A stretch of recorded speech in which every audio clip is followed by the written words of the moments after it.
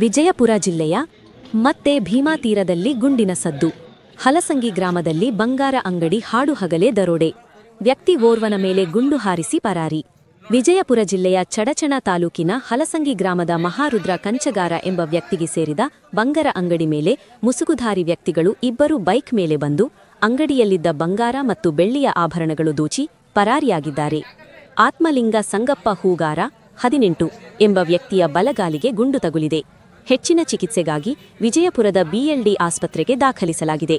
ಸ್ಥಳಕ್ಕೆ ಎಸ್ಪಿ ಲಕ್ಷ್ಮಣ್ ನಿಂಬರಗಿ, ಹೆಚ್ಚುವರಿ SP Ramanagouda Hatti, Indi DYSP Sadashiva Kattimani, CPI Parasuvama Managuli, Jhalaki police ಠಾಣೆಯ ಪಿಎಸ್ಐ ಮಂಜುನಾಥ ತಿರುಕನ್ನವರ, ಚಡಚಣ ಪಿಎಸ್ಐ ಸೋಮೇಶ್ ಗೆಜ್ಜಿ ಭೇಟಿ ನೀಡಿ ಪರಿಶೀಲನೆ ನಡೆಸಿದ್ದಾರೆ. ಪ್ರಕರಣ ದಾಖಲಿಸಿಕೊಂಡು ತನಿಖೆ ಮುಂದುವರಿಸಿದ್ದಾರೆ.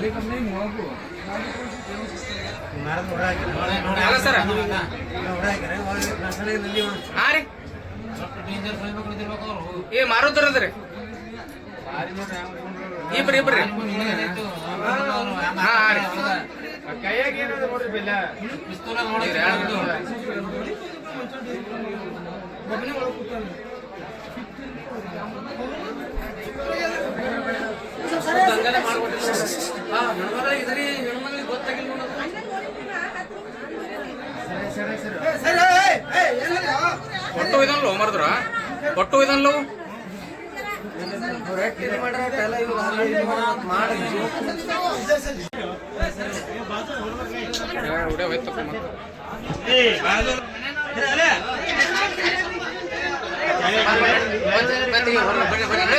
ಕೆಲಸ ಏನಾರ ಬಂದ್ ಮಾಡೋದು ಬಂದ್ ಮಾಡೋದು ಬಂದ್ ಮಾಡೋದು ಬಂದ್ ಮಾಡಿ ನಡಿ ಹೊರ ನಡಿ.